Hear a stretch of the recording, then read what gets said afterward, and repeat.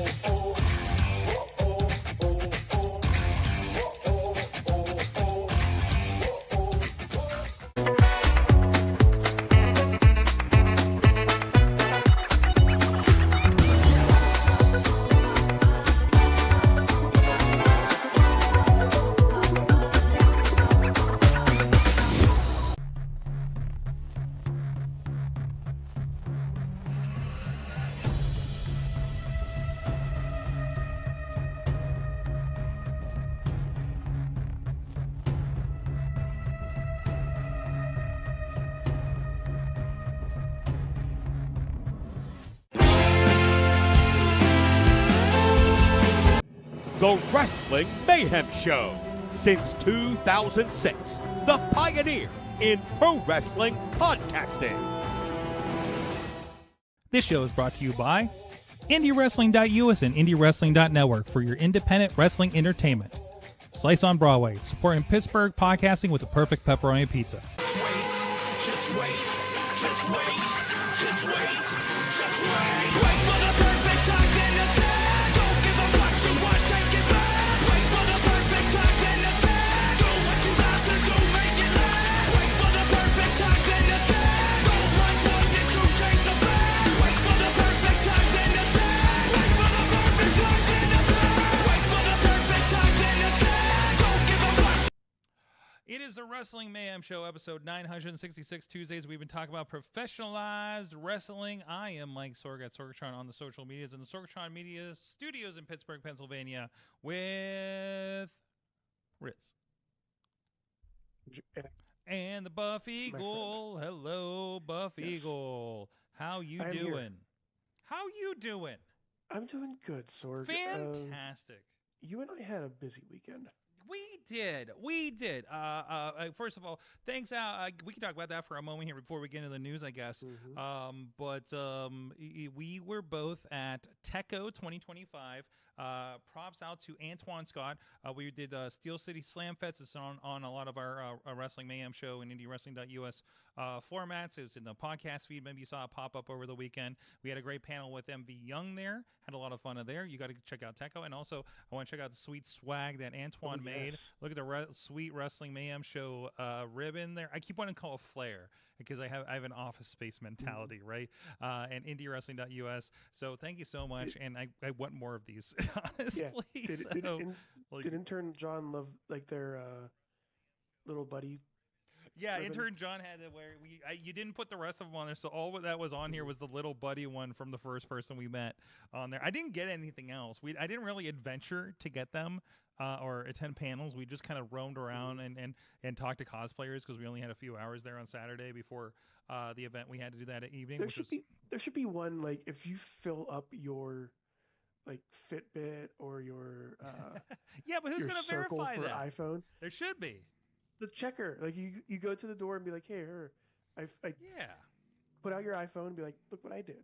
Official, unofficial kind of situation, right? So, Yeah. but yeah, Antoine says he's going to make more. Yes. No, we're looking forward. That was a lot of fun, and it was cool to be there. We got press passes for this, and we were on the panel, and the Young got the you were on the panel. I was on the you helped with the video though, so I was thank there, you. and you probably heard me on the background a little bit too. No, because I took the No? audio. Wait, first of all, shout out to the Teco AV team, because they helped me hook up our recorder and everything, so that I could process it later. And I thought the audio was fantastic on there. So it's purely the microphones at the front of the room, so we don't hear you at all, Riz, unless you Okay, good. really were loud, and I don't remember you doing much of that. Well, So I made sure. I think when have you known me being loud? Sir? I don't know. I made sure to acknowledge you were like present Did in you the middle know of the thing. You did. Did you know I was on last week? This show. Yes. You did pop up in the clips that I was doing, at least. So there was that. That was a joke. So That was a joke. oh, we gotta make one for Buff Eagle in the chat room. Mhm. There you go. That and then just give it. We will send it to Scotland for intern John when they move over there. Here coming up. May I add? There's one more that we might have to do.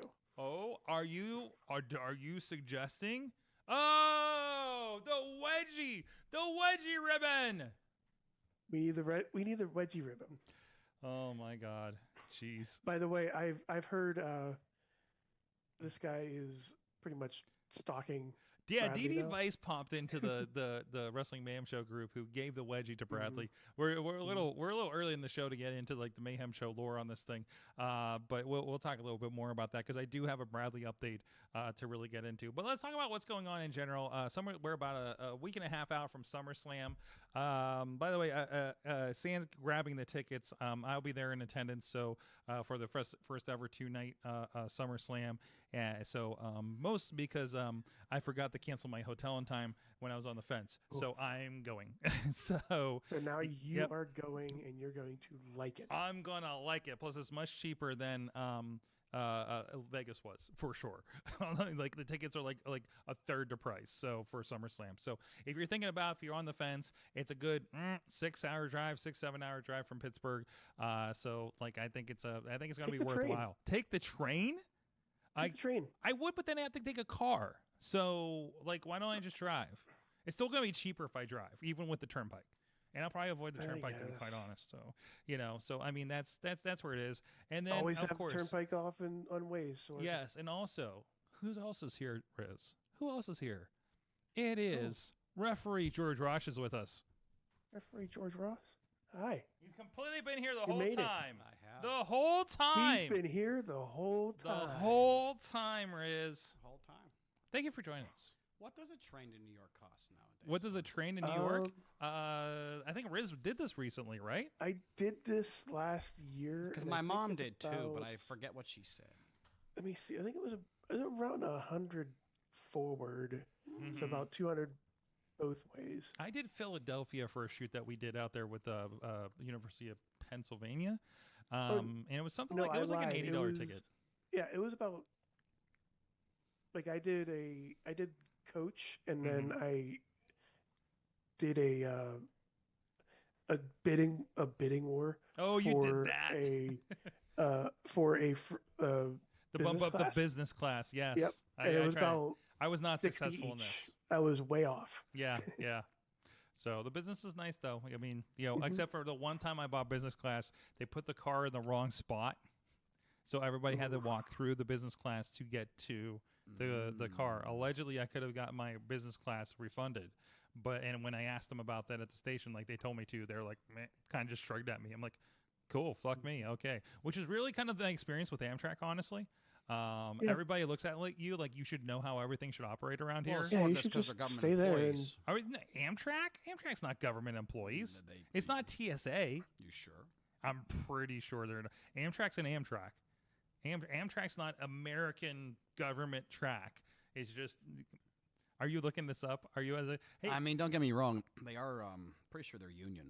No, there's probably that too. So, But no, they definitely are union. Hold on. yeah, but the Philadelphia train station was such. I got sent to so many places trying to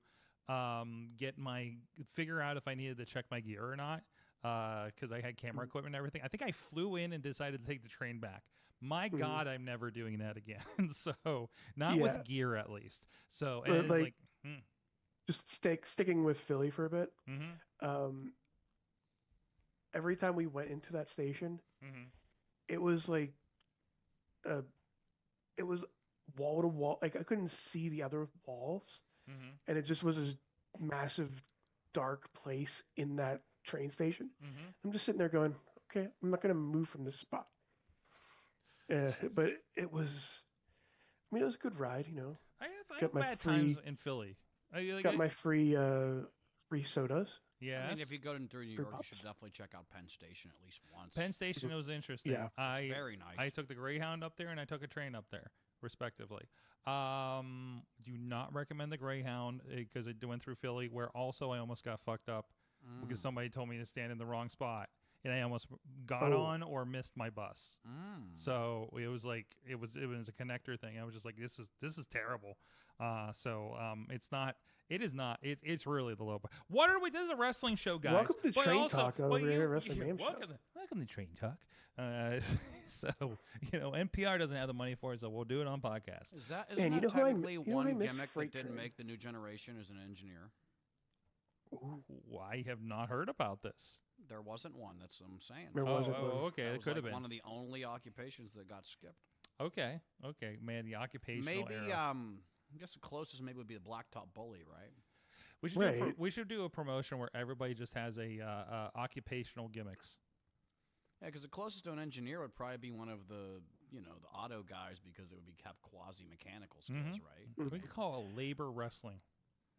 Or like at least like instead of an engineer during that time, it would be more like, oh, here comes the train or something like that. The Federation of Unionized Wrestlers. I love that. I love it. And then you got to take a break like every hour. I think Jesse Ventura tried to start that once. Well, he kind of did, right?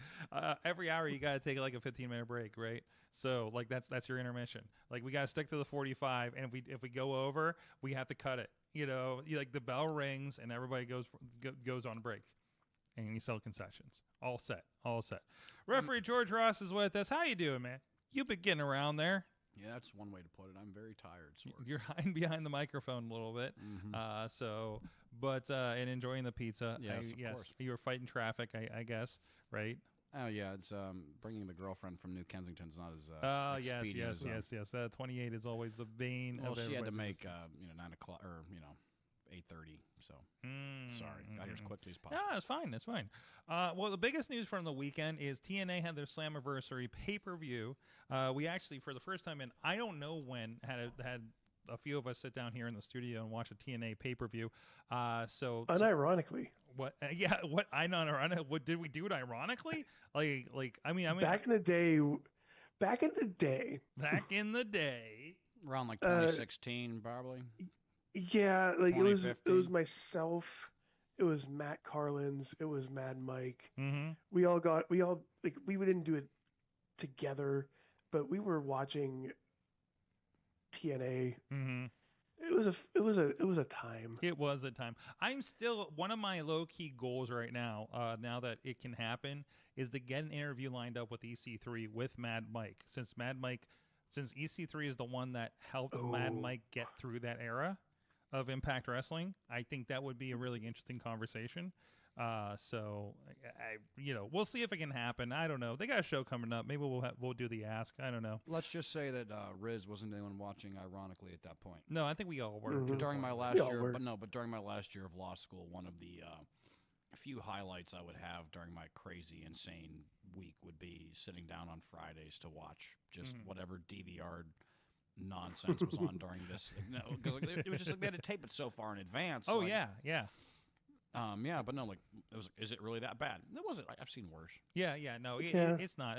They post up old matches of people like Drew McIntyre, Galloway, and stuff like that. And just like they're fine. It's just like could the storytelling have been better? Of course, but like everything can be better. Yeah. Nothing's perfect. You can definitely tell, So I was actually reminiscing a little bit after the pay-per-view. I was just kind of digging through the TNA app on the TV in the back here, and I was just like, I wonder if like the shows I did for them are on there, like the old multiverse show. Apparently now available on Samsung Smart TVs, which I'm hyped about. Because, there you go. Yeah, for I could not find it forever, and it was dumb, and I hated it. Well, they redid it because they had one, and then they all went to YouTube, and now it's on this again. Yeah, but even the old one I still couldn't find on the like.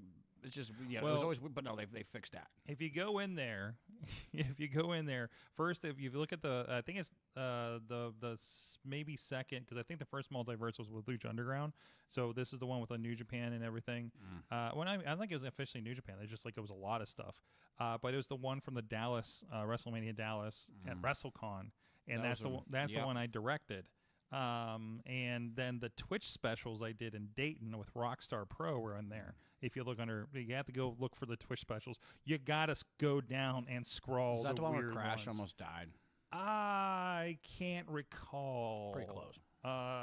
He almost brained himself on that dive. I think that. I don't know. I don't know if Crash was on that or not. So I'd have to look back. There was a lot of like people that were not big then that became at that, because it was like 2019. We did the one at Rockstar's facility, and then we did one at the convention center because I think they were between facilities at the time. So, but it was interesting reminiscing, because I look back to those Twitch specials I did for them. I had no business streaming wrestling at that point, and I'm still astonished we pulled off what we did with those shows. So I mean, they look like an indie show. Like they look very, very indie show. There are these cameras. These are the old Vixias that we used to run with IWC and stuff. Like these things don't even. These like are, they're decent cameras, but they're not something you should be shooting TNA wrestling on, right? And like, what I had to do to get them working was ridiculous back in the day, and it's shocking that those shows mostly went off without a hitch. Basically, the computer I was using for graphics could have died at any moment. Okay, here's where we have fun. Okay. Do you have more issues on Thursdays than you did running those Twitch specials with the in theory, worse equipment? I don't want to say as many issues. I can tell you we were closer to disaster. Fair. I think that's a difference. There's a number of issues that come up in every shoot. Oh, this isn't working. Okay, this got weird. Like hard stuff happens with hardware. The trick is not letting anybody know there's a problem. Oh, yeah. Right? And in those, I think we were pretty decent about not letting people know there were problems. The biggest things I learned from those was first when Josh Matthews and Scott D'Amore look at me and say, "What do you mean there's no microphone on the headset?" Because we weren't doing that. We were using table mics at the time. And I was like, oh, okay, that's something I got to get, that's kind of the next. And also I was like understanding the next level to move up to. And I had something else that I learned. So, but yeah, I mean, that was the biggest thing there was like they're used to a certain level, and then they're coming down and hanging out at an indie show, and it's like, well, this is what I have, guys. So, it is what it is. Either way, that's not here nor there. And I think the train's honking at something. Anyways, sorry, that sound's messing with me. I don't even know if anybody can hear it out there. So I don't hear anything. No, it's just the buzzing in my head apparently. So we did see the TNA and Slammiversary, and maybe you guys saw clips or anything. It was an interesting night. The biggest attendance, they were up in UBC Arena where the New York Islanders play, actually. And they beat their old, I think it was a 2013 down at the Alamo Dome. The 2013 7,000 something. So they were like 7,600 this time. So that was a new record, and it looked like a big show, and it felt big, and it really, and it's in. Also, they're in an arena where it didn't seem like they cordoned off. Like I think Eamon said he might have been there at the Alamo Dome show and said that they used a sixth of the Alamo Dome basically to do this. The Alamo Dome. Yeah, it's huge. Yeah. That's where I think Rumble was. 97. Yeah. San Antonio, yeah. And I think they had one recently there too, back. Probably. Because they were talking about the history and everything, right? So and that came up when I was doing the kind of touch and base on that. So it was a good show, I think, for the most part. I don't understand the Enzo match at the beginning, but because Enzo. So it was Enzo. It was like what was the promo was longer than the match. So good for Josh Bishop for getting on TV. We're going to see him at Neo Pro here on Friday on IndieWrestling.us. And again, generally, it was a really good show. Cedric Alexander and Muhammad Ali was tremendous. That lumbar check was crazy. Muhammad Ali. Wait. Mustafa Ali? Mustafa Ali. What'd I say? Muhammad Ali. Oh, close enough. Mustafa Ali, the women's match was decent. Amazed that JC Jane has both the belts now. And Trick Williams with a weird injury thing. The only thing is that main event feels like a miss to me. Not the result, but the match itself. It felt like not much happened to it. And there was such pomp and circumstance. You had the Harlem Choir singing out Trick. You had somebody singing out Mike Santana from the crowd. It was a big event feel. And then the main event they turned in with the injury angle with Trick and the flash pin felt very light for a pay-per-view to me, right? I felt like I didn't get enough match in the end out of that for how much we've been putting this over. But you got a story though. I got a story. We're like I also understand we have Bound for Glory here in a couple months too. So presumably we're going to be rolling to that. And also this does tell you about like how long of a story this TNA WWE thing's going to be, because obviously there's going to be more to it, but it is pretty wild to have your Slammiversary, and WWE's kind of running away with everything right now. I plead the fifth. I still like to work for the company. Yes, okay. I know. And that's we literally know how this goes. I will not sorry. So no gotcha clips here. No. We're not doing that. But it is interesting. Obviously I'm not saying that it's a detriment that it ended up this way, but it is really interesting to see that, this tells me there's a long tail storyline and not just we build up the Slammiversary to just kind of boom doing all this stuff and then yay TNA wins. Presumably now we have Bound for Glory, which is their relatively their WrestleMania of the year. So this tells me that there's a longer story to be had. Go ahead.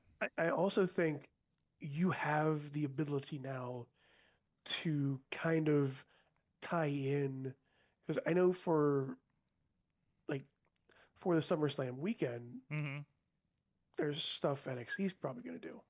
Right, exactly. So they're going to tie in an NXT TNA storyline. Why not do it at SummerSlam? And that's a difference now with TNA now, because you're like, oh, well, we're going to have all these is a weird thing. We're going to have all these TNA Plus specials and everything that are pretty non-consequential typically, and you do have, as you were saying, into crunching. Crunch. By the way, Slice on Broadway providing that crunch-tastic sound. You should put the logo right there, Sorg. Yeah, right over them. No, we're going to do that ad later like we usually do. Okay. Either way, why is there still a WWE Network even button on here? Because I don't think it exists anywhere. Does it still work? It goes to the thing where it's like, hey, no, you got to go to Peacock, pal, kind of situation. It was like, okay. Sorry, buddy. No, not entirely for Raw, but guys. Okay, sure, whatever. I still miss the network. As a concept, yes. I miss. I gave it. I was smart. I gave them 3 weeks to figure it out. After that, I never had any issues ever. No, exactly. So I don't. Wait, do they even have a show announced for SummerSlam weekend? I don't see anything. They still have Great America Bash. We're a week and a half out, guys. Oh, like maybe they don't have. Maybe they don't have a show. That seems strange that they don't. I think they might have something like mid. Like I feel like they might have done something later in the month. Sorg, don't overthink it. Where was the event on Saturday or Sunday? Where was it? Long Island. Where is SummerSlam? In New Jersey. We don't. Yeah. Why? You have to. And to update. So WWE Heatwave is going to be in Lowell, Massachusetts. Interestingly, that's in the same place. It's like 2 or 3 hours away, right? That's in the same place that. That's all the big NXT shows are at. Yeah. Yeah, but Bound for Glory is going to be in the same place, I think. Probably not this. This is at the Lowell Memorial Auditorium. That's where NXT was for a live show a few months ago, and I know Missy's been up there for New Japan shows as well. So it's more of that auditorium kind of feel like we're seeing with AEW these days as well when they go on tour. So that's going to be August 24th is Heatwave. So they are going to separate it. Also, like they do have 2 nights of SummerSlam, so you wonder if they'll maybe stick some NXT people in there somehow. Yeah, that might be a So that might be your opportunity. We are getting The Undertaker probably right now as we're recording this on NXT. So if you read the tea leaves on that, or the take your leaves or whatever, that's a lot of kind of opportunity. TNA Wrestling. Let me double check where they're going to have Bound for Glory in October as well. So events and tickets. Let's take. You're correct. What's that? I already looked. What? It's in Lowell. It's in Lowell, but it cannot be in the same arena. I can't imagine that. But if they're going that big, yeah, it's going to be the Songas Center. So it's not the same thing. So hopefully it's probably going to be something comparable. That it's going to be a bigger arena feel. They've run an older paper. They ran another pay-per-view there in the past. I Sure. forget which one. I know they have. I remember that. Or maybe I forget. Or maybe Ring of Honor did too. I forget. I wonder what it's going to compare to Slammiversary if this is kind of their bigger one, right? So, like, what is that going to look like? Is it going to be it's a very arena from what I'm looking at here. It is. I don't see any big teams that play it. It's at the UMass Lowell. So that's a university thing. So think of where I can't remember what the center was, where AEW was running in Philadelphia, and they did a Ring of Honor, the WrestleMania weekend in Philadelphia last year. So, but yeah, they're gonna make that pretty good. Here's T-Pops in the chat room says, I don't understand why TNA wouldn't put the belt on Mike Santana when Slammiversary was the biggest show TNA has done in years and is basically in Mike Santana's hometown. Well, you just attracted a bunch more eyeballs because you brought back AJ Styles and you have all these WWE people, and you were promoting TNA Slammiversary so hard on WWE NXT television. I think, like, you say, hey, this should be the wrap-up, Santana gets it. I think you get the story and you bring him along till Bound for Glory. I think that's the booking. It was surprising. My criticism is that I felt like there should have been more opportunity for us to think somebody else was going to win there on Sunday night. And that's what I think where the match kind of missed. And maybe something happened and became shorter for a legitimate reason or something. Like if he was actually hurt and they sped it up to like he said, okay, I'm not actually that hurt. Yeah. But he can go out and do the finish. Well, so it was a possum hurt injury for one thing. So I see it. Yeah. Yeah, but it wasn't like I disappeared for 5 minutes. These guys had a baller match in there. Oh my God, we're definitely getting a new champion, and then he slipped in. It was literally like a minute, and it was like it kind of had us like that. It looked like an injury. It fooled all of us that work in wrestling in a room. But still, they've done that. They've done that how many times where the guy gets like injured? Oh, my knee. Oh, rolls him up, does jumping jacks. Like and that's basically what we had. Really that new of a concept. But respect for the Booker T look on Trick Williams on that walkout, right? That was pretty nice. The old main event mafia crazy Booker T era. So either way, we'll talk more about this, but in the meantime, I want to give a shout out to everybody who does support the show at patreon.com/Wrestling Mayhem Show. Our post shows and everything like that, including the Patreon feed. Yeah, if you stuck around, we were talking to a founder for a holographic table on AwesomeCast and how he became a Bills fan because he worked out with somebody who became important there in the Bills. And what are you doing? Have you just discovered the lizard over there? That's our comfort lizard. Well, I just discovered Mr. Iguana, so now you've created a monster. Have fun. Well, there you go. We'll have a special. You're going to interview the iguana. The lizard is going to interview you on Patreon, perhaps, when we do this. But thank you, everybody that does support the show at the fan of the show level. Bo Diggity! Woo! woo. The lizard needs the woo. The lizard needs the woo. Woo. Thank you. As well as Team Hammer Fist, Tupac family, Bubba Brewer of the Triple B podcast, and Jason French. At the Pop Club level, Dave Prop Bonner, Rats in a Trench Coat, Tony Kincaid, Trio Prince of Pro. At the Poppy Club level, or Pizza Club level, The Riz. And at the manager level, Bradley. Bam. There you go.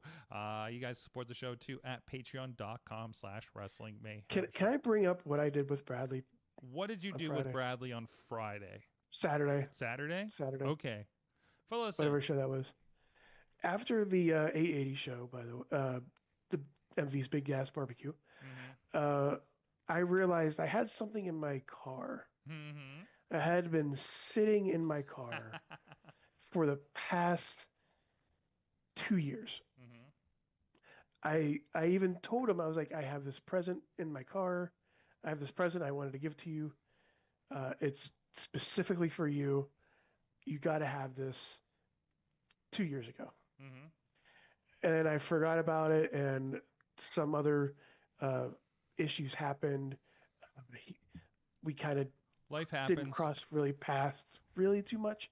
You're feuding with Bradley, we know. Yeah, because this. But on Saturday, I did provide him his gift, and it was it was an activity book, and I noticed that he had, during that time, he had a calendar of the same type, and that activity book was in fact Butts on Things. Butts on Things and fun for all ages. There you go. This was I think a TikTok star that all he did was all that Brian Cook did was draw butts on things, as it says. Just the butt. I think he called it a butt a day, and every day he drew a different butt. And you turn into an activity book. Yeah. So they turned into an activity book where you can now color in butts. And I also gave him stickers of Butts on Things. He was very appreciative of it. Do not listen to him whenever he posts this. Okay. And says, no, that's not right. It's not right. I don't like it. Blah, blah, blah. You know Bradley. He secretly likes the Butts on Things. Everybody send Bradley butts. Send Bradley butts. Right now, Senor Iguana has been petitioning very hard to become the inaugural Bradley Championship Wrestling Heavyweight Champion. Oh, okay, okay. Yeah, he's very, very adamant. He won't shut up about it. I might have to actually call security in a second, Sorg. I don't know. Okay, he's very... Senor Iguana is very animated. Looks very interested in that. Look at him. He hasn't returned my calls. The Iguana or Bradley? Bradley. Well, Riz, that's because I've already stuffed the box to become the inaugural commissioner. There we go. I just like the city paper voting. By the way, getting the city paper voting, best athlete, MV Young is listed there. Is it best commentator, sports personality commentator? Personality. Toddy Tundera's on there as well. So please get in there. City paper, Pittsburgh City paper, and there's way too much stuff in there to vote for. To be honest, just go into sports, look for our wrestler friends. Where are we at, sir? Oh, we're not there. We never get involved in that. I don't. To my awareness, we're not there, and I don't. It's a whole thing. I'm sure if I really wanted to, we could push for it, but I don't know. We'll see. But also, I want to point out the first thing I see when I come up to the city paper website are soup dumplings. Ooh, I kind of eat all of them. Oh, soup dumplings! Look at that. So, anyways, I've been on the cover of the city paper. Oh, you have for the Enjoy Wrestling cover, right? I was, yes. I was featured in the city paper. It was very cool. Back in the day for being a juggalo. Ah. Yes. We can come back to that. That happened last week. What? That happened last weekend. Juggalo. Oh, you did Juggalo Yes, things. I was at Showcase Showdown. Yes. Was that really what they called it, Showcase Showdown? Well, it was a JCW versus GCW. Was there a Plinko board? No. No? Well, there can be. It's at Costco. It should be. Swemba sends me a message every time he sees it. I was at the Majestic. It was great. Oh, I heard. I know Frio was sending me some pictures from there and everything. So I have Sharpie. Also, Giant Eagle is selling like bubblegum Fago, by the way. Ooh, okay. I think I saw. Point that out there. It's been getting around. So let's talk about what's going on going into, of course, SummerSlam's next week. The first 2-night SummerSlam. First of all, what is our vibe a week and a half out for a 2-night SummerSlam? I'm not worried about them filling the time, but, we're getting a second weekend of 2-night festivities. Is 2 nights in the middle of August too much SummerSlam for you? No. No? No. No. They book 5 matches a night. No. They were going to have like an NXT that weekend anyways originally, probably. They don't. If they were booking like 8 or 9 match cards, yes, it's too much. But they're not doing that. No. We can double. I don't know what they're splitting the nights for right now. I imagine probably 6 and 6, if any more than that, right? Yeah, that's basically what they were doing for Mania at this point. We made 6 or 7 per night. Like it was nice. Nothing. I've been to the last 4 years of WrestleMania, and almost never have they felt too long, except for the day that I only had an hour of sleep. But I was also working a lot of stuff that weekend. So I mean, we in the matches they have, we got CM Punk and Gunther. We got, of course, the street fight with Cena and Cody. Like, this is some high mark stuff. You got Io, Rhea, and Naomi for that championship. Even Tiffany Stratton and Jade Cargill is going to be an okay match. A steel cage with Sikoa and Fatu, and the women's championship. That's what's that? 4, 5, 6 matches announced. So okay, well, we have 1 night of content already taken care of, and we 3 have and 3, Sorg. 3 and 3. 3 and 3. All right, that's there Let's you do go. it. That's why that ticket is so much cheaper this time around, right? So, but yeah, I think it's going to be fine. There's a new tradition, and if they can, they will. So they're going to do fine. Are they going to fill it both nights? They don't fill the stadiums both nights. Well, let's look at the alternative. Mm-hmm. The alternative was a 7-hour AEW pay-per-view last week? Yeah, but there's been a lot of commentary on our clips from that over TikTok and YouTube, and somebody had a really good point of a 4-hour show can feel too long. An 8-hour show that entertains me feels just right. But Sorg, let's be real. If you're hitting a 7-hour time, like, that means you're getting closer to an MMA event. Sure. And but the MMA events are so, like, I've been to MMA. I've produced MMA shows. Obviously not UFC, but still some pretty decent, let's call them independent shows, right? The crowd is not into everything. You're there to, okay, a fight's happening. Oh, I'm not interested in this one. I'm going to the bar. You know what I mean? Like, versus, I feel like when you watch an AEW, I feel like more fans are there for the wrestling in the ring, not to be in an arena experience, to be entertained, a general entertaining that you see at WWE. They're there for the action in the ring, and that they're not the 20-minute promos, right? And I think, that vibe when you're going to, I've now been to 2-3 AEW pay-per-views, and those long 10-match ones with the 0 hour and everything like that, and they don't feel as long in the tooth as they used to be at a typical 3-hour WWE pay-per-view. So I hope there's this lizard thing going on here. I don't know. What is it doing? I don't know. He's having a time, Sorg. He is having a time. So either way, Antoine's also saying SummerSlam is the second biggest event for the WWE. It's quite fitting for the WWE to have 2 days of it. Yeah, if that's where you're going to expand. And they already do this where they have the takeover weekends and with multiple events. So I think this is just, instead of just having more events that weekend, hey, we've done NXT. They do well. They've obviously filled out like the Barclays Center on weekends like that, doing that. They know they can sustain it, especially right now. So why not? And doing it in New York is kind of the perfect place to do it for something like this. So do we know SummerSlam's going to Indianapolis next year? Is that what I think is happening? I don't know what the details on that deal were. I forget. It was just like they're going to get an event. I think they're getting like 3. They're getting like Rumble, SummerSlam, and a Mania, but they did not tell us when. and we already got 26 is going to be back at Vegas. So, and New Orleans, they're going to go back to New Orleans. Nope. Minneapolis is going to get SummerSlam next year, and that's again going to be a 2-day event on August 1st and 2nd. So that has been announced apparently. So there you go. That is that a dome? I'm like, oh no, I have to watch out for rain. We're going to be outside. Target Field. Target, U.S. Bank Stadium. It says here. So, and that is a WWE post. Not that things ever change on announcements. That is wild that they had WrestleMania move. It was wild when they had the arena move for WrestleMania 7. They were supposed to be outside for that one, and then they ended up going to the arena.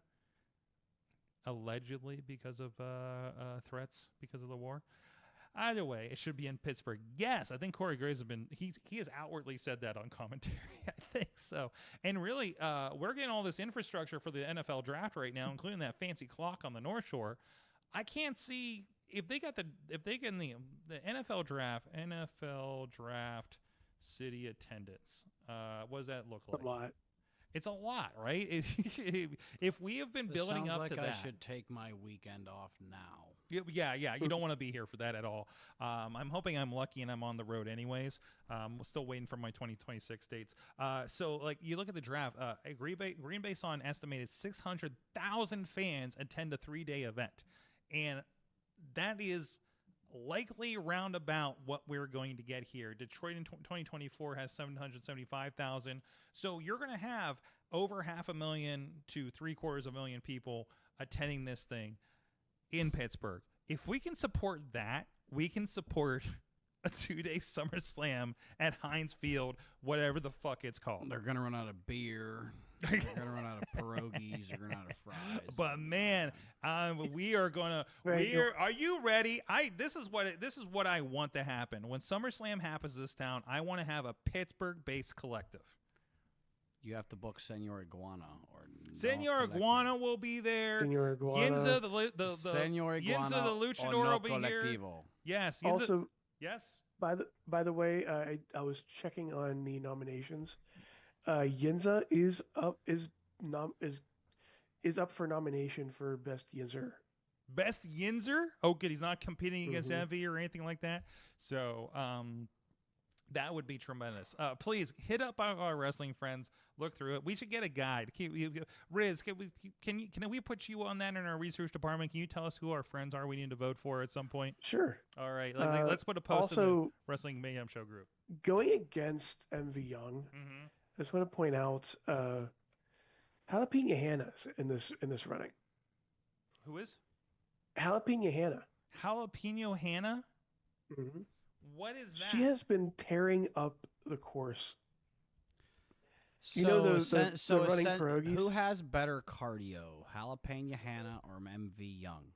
Ooh. Oh, okay. That's so a good point. Hold on, we need to educate out of towners on this. This is some vital social media content that must be asked in a poll immediately. So this is there's the pierogi race, right? At Thank the PNC Park. Milwaukee sausages, everybody.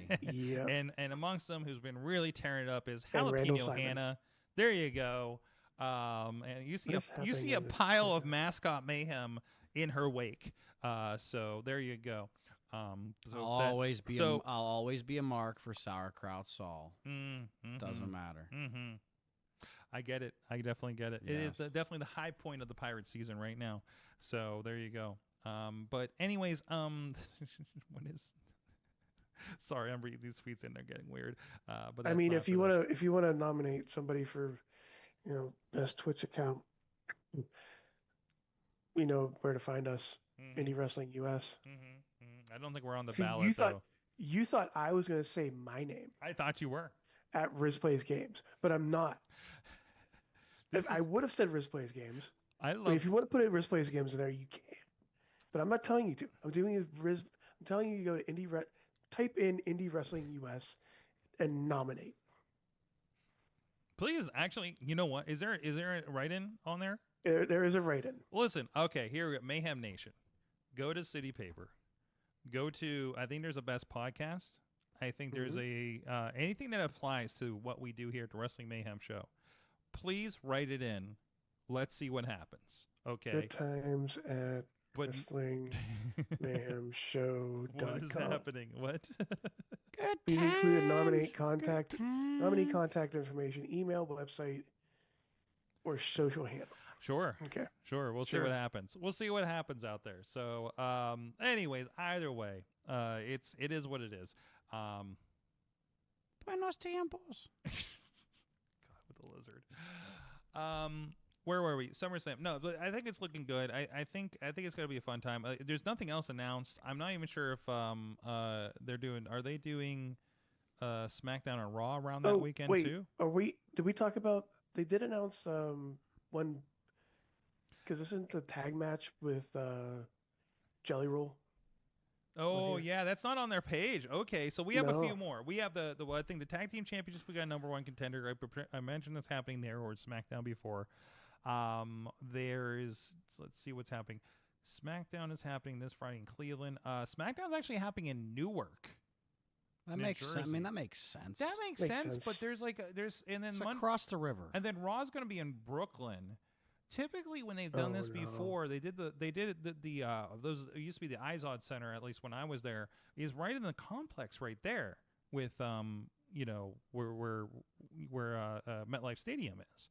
So, but either way, that's they're still in New York. Obviously, yes, they are still in the general New York, New Jersey area. So that's not that you could spend the weekend up there and do all 4 events. Right, so it's just really interesting that they're doing the late night with Tony Hinchcliffe again in Englewood, New Jersey. So that's all happening. The start time is labeled as 5:30 p.m. I guess they were doing them earlier, weren't they? Was it 6 o'clock start time this year For WrestleMania? I don't remember. I don't remember that. It's all a blur. I know. And there was a request. Buff Eagle needs to be at Anthrocon. Sure. If we could, man, If we we gotta can get that Patreon up. Let's do it. Let's make it happen. Yeah, it'll be the Buff Eagle level on Patreon. That'll be the new one for that. So either way, hey, I mentioned a little bit of Techo. I want to give a shout out to Antoine for Scott, who's in the chat room actually, for hooking us up on that. Again, we had that panel over there on that, and also. Wait, I already did this, but you can check out the video about the. Check out what I'm trying to get to. I'm trying to plug the video that we have on our social media where we talk about the ribbon culture at Techo, and also there's a lot more videos from over on Awesome Cast, a lot of cosplay, and the big video there as well, including me and Riz dancing Dance Dance Revolution is on there. Barely. Barely. Yes. Did you watch the video back, Riz, to see how that came out? Yes. You're very busy. I'm not going to watch this video. No, because you're all over it. Yeah. At least the first half of it. Yeah. So there you go. And also shout out to our intern John for helping to shoot a lot of the cosplay stuff on the second day that we were down there. It was a lot of fun, and I can't wait to check it out. Tina, all right. For Tina, what have you missed? Buff Eagle needs to be at Anthrocon. George has found the support iguana. I'm waiting for you to hold it up. There you go. There it is. And we have opinions about the TNA pay-per-view. So it was generally positive, honestly. I think it was a good night for them. I just feel a little flat in that main event, but I am anticipating what we see coming out of it. So But we'll see again, what happens there. and this is going to sound like a blight on TNA, but what better way to celebrate TNA's resurgence than with a flat main event in a pay-per-view? Oh no. Sorry, George. Oh no. Sorry, everybody. We know at TNA. So, but it was but also still, it is. According to Sorg. Okay. I guess I'll take that one. So I have opinions and things I won't say on the air. So these opinions do not reflect those of all who are in this segment at the moment. No. No. And TNA, please hire George. Within those we know in production at TNA and things like that. If you think what Riz has said is pretty valid, though, Senor Iguana might have some other. He's really sassy about a lot of curse words. Actually, Yes, in Iguanese. Referee George Ross won. You're all over IndieWrestling.us. So much action happening over there, including, of course, 880 Wrestling's big. MV Young's big ass barbecue 4 was this weekend. Nick's Wild, 4. The new 880 champion.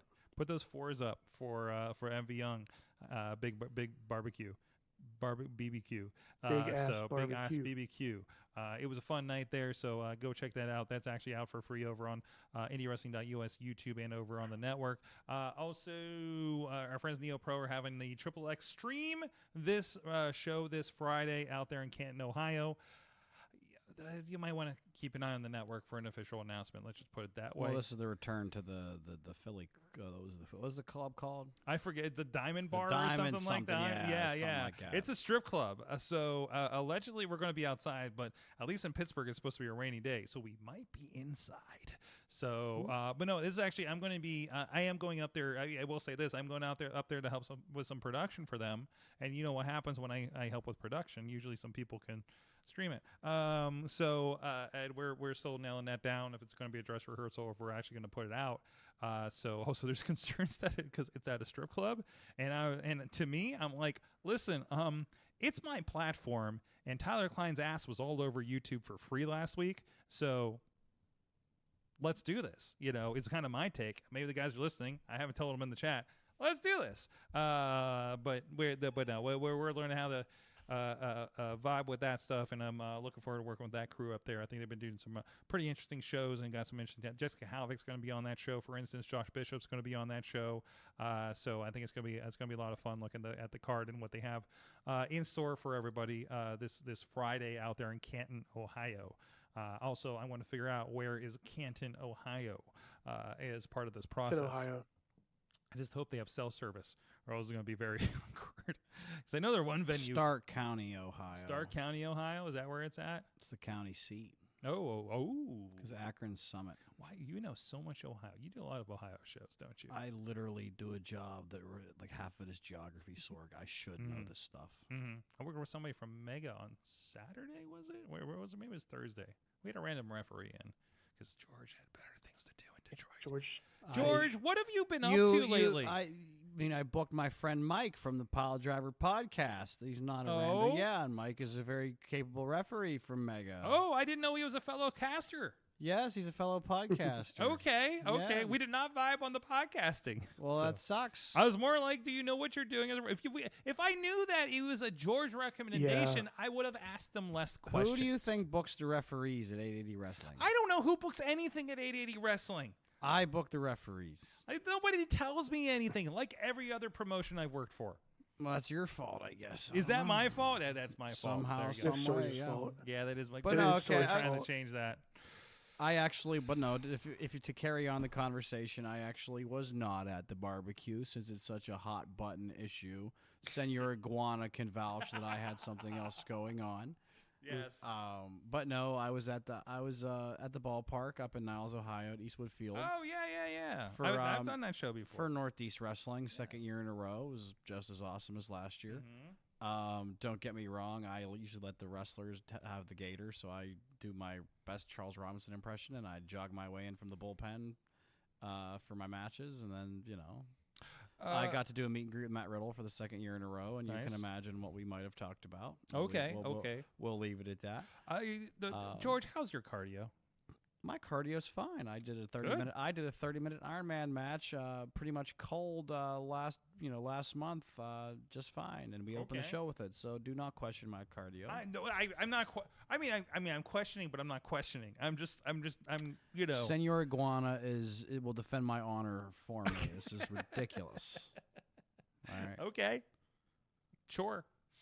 Just because I didn't have to kill myself last weekend. I was not doubting your cardio. I'm making you a point. I'm giving you an opening to tell people how important cardio is to being a referee. Cardio is very important. There you go. The bar show on Friday was a little more labor intensive. I ended up doing 6 of the 9 matches. Okay. There. because the other kid was his first. I'm pretty sure it was his first show ever reffing. So his name's Connor. His dad's also another podcaster up in Michigan. He does some commentary. His name's Danny Beals. Should I be getting? Listen, I don't know the podcasters out there. Well, okay, the other. How else are you supposed to get over to a new area when you're not from the area? That is true too. So I mean, but wait, I don't think that's anything I have to worry about too much. But should should we be connecting with the other wrestling podcasters out there, George? I think that's my question. I mean, that's kind of on you. I don't know what I'm I don't have a missing. podcast. You don't have a podcast because you're on everybody else's podcast. I'm on like yours once every 3 months. That's the extent of my podcasting. Yes. Essentially. Well, okay. And like Wrestle Roni that one really? time. Wrestle Roni that one time? Yeah. Like if nobody else is in. Guys, book referee George Ross. I'll do any podcast. Yes. But no, this is the hometown of podcasts for me. There you go. I appreciate that. I do appreciate that. With Hank, the support iguana. His name's Hank? Yeah, I remembered what we named it now because we took it on a trip to Maryland with us. No, he's Senor Iguana now. I just changed his name. Okay, for tonight. I guess it was it Michigan we sent it. I don't know. Whichever case. There you go. I don't know. You're really digging the iguana. I appreciate that. So you've been doing, of course, we talked about JCW last time you were here, and you did the big you call it showcase show. Yeah, so so essentially what it served to be essentially like, they're gearing up. The gathering this year is going to be a 2-day. They're billing it as the 2-day war. It's going to finally culminate and blow off the ongoing war between Game Changer Wrestling and Juggalo Championship Wrestling that's been going on since at least before April. I had been gone for I hadn't been doing. I missed Juggalo weekend. I missed some tours. I ended up coming back in April when I ended up right smack dab in the middle of it. But yeah, no. I ended up doing 3 matches, and yeah, the main event was insane. Matt Tremont. If you've seen socials, Matt Tremont, pulled off a humongous one. And excellent. Yeah, now the GCW controls the JCW heavyweight title. Is it weird that GCW is taking on JCW when they are also a part of, from my understanding, JCW in Jersey Championship Wrestling? Not really. Aren't they? I thought they were like kind of the same. I don't think it's that weird. No? Okay. No. Always bugged me. Oh yes, one of the matches will forever be one of my favorites. We all remember the famous Plants vs. Zombies video game, correct? Yes. What if I told you that there were clowns versus zombies on Thursday? Listen, I've been to the gathering. This actually isn't surprising at all. But no, we ran, and I don't know if it was for the belts, I forget, but it was Brothers of Funstruction versus The Outbreak. And it was everything you could want. It was amazing. Took the title. So Matt Tremont took the JCW title from Madman Pondo? Yes. Wow. Okay. They have set up the main event of day 2. Okay. They are. We're going back in the time machine. 90s Japan. Exploding ropes, barbed wire for the belt between Tremont and Pondo. I am so sad I'm booked that Friday. So sad I'm booked that Friday. I have to actually probably have a conversation about that Friday now. Oh no, we're both having a conversation. Oh no, Senor Iguana is going to become my new booking agent. He'll handle it for me. Yeah. Well, I'm still trying to have a meeting about that. All Friday, news sounds softer through the mouth of a support iguana. Who knew? Well, when that thing pops up on a Zoom call, it kind of takes everybody off a little bit. I don't know. So I feel like the iguana puppet makes me softer, Sorg. It adds a new layer to my exterior. You're so hardcore too. So I know. But hey, can we talk about a match? I know you got crazy matches going on all the time, but I want to talk about one that really kind of surprised me over the last couple of weeks. And it was a. Did I ref it? Is that a? I believe you did because I see it on here. It was the Psychedelic Dreams match. Oh yes. That involved a shark. Maybe we all saw the shark. We're not entirely sure. So the colors were very. I don't bright see a shark right there. The colors were very bright during that match. Oh, they were. Yeah, no, because everybody had to be high, or at least take the stuff. Everybody except that rat bastard Clayton King. Fucking Clayton King. So there was a shark involved. There was there's a cutter on the shark. So that poor shark, found its way right onto the endangered species list. Yeah, exactly. So or what might have been a shark, we still don't know. So that was Thursday Night Fights, and it was incredible. I didn't think anything could beat the Pillow lumberjack pillow fight that ended up with just feathers everywhere. And to this day, this one might be, have to be one of the 880 unreleased, on one of the unreleased compilations. But to this day, I'll still put up there that the random ass match Joe Murphy had with Banana at Happy Hour during one of the first few weeks we ever taped was still one of the best things we ever did. Really? Unironically, yes. Now that is, I presume that's going to be on. Is that probably on their Patreon? I have would no imagine? idea. They bumped the ref 30 seconds in. What the hell? And it's amazing. Don't worry about it. Are you a part? Are you? I am are not. You the, I am are actually you the bumpy. I am not. Okay. I am not at all. That's half of why I love this match so much. I think somebody actually does a double axe handle off a ladder. I generally think so. I'm trying to see if they have a listing. This match had way too much fun. This match was way too much fun. Okay. And all I did was watch it. I didn't even freaking ref it, man. Like I was just watching. You can say George, you can say the fuck word. It's fine. Shut up. I have 2 nephews now. I need to start to censor myself. Not on this fucking show. So if you're interested, they're doing the happy hour. Senor Iguana's ears are bleeding because you swore. How could you do that to the poor guy? That thing survived the. Is he possessed by Danhausen? No. No. George, what else is going on that we need to talk about in your world? What else have you been doing since you've been 3 months ago when you were here? Was it April? Maybe. I mean, lots happened since Las Vegas. Okay. I mean, my God. My birthday. I mean, I spent my birthday reffing for an English promotion running in Las Vegas, and one of the matches had an NXT guy in it. Okay. Yeah, don't know how that worked out. But yeah, no, like it's been about as busy as you can think. Mm-hmm. I know to look out for social media when I don't see you at a show, since you work most of the ones I do. Although the nice thing is now is like I'm realizing that I can just even shows like I'm not necessarily doing matches on, I can still like take clips if you want. So, yeah, but no, things have been good. Okay. I'm trying to think right now. Still working on working on the gathering, waiting on that. Tournament Death is coming up. Mm-hmm. That'll for the second year in a row, that'll be huge. Okay. Doing a lot of Michigan stuff. Go ahead. What is while we're talking about that, and I'm sure we've asked a version of this, but I feel like there's an update to it if we have before. What is the craziest thing you have witnessed doing deathmatch wrestling thus far? Craziest thing? Yeah, craziest, maybe even scariest.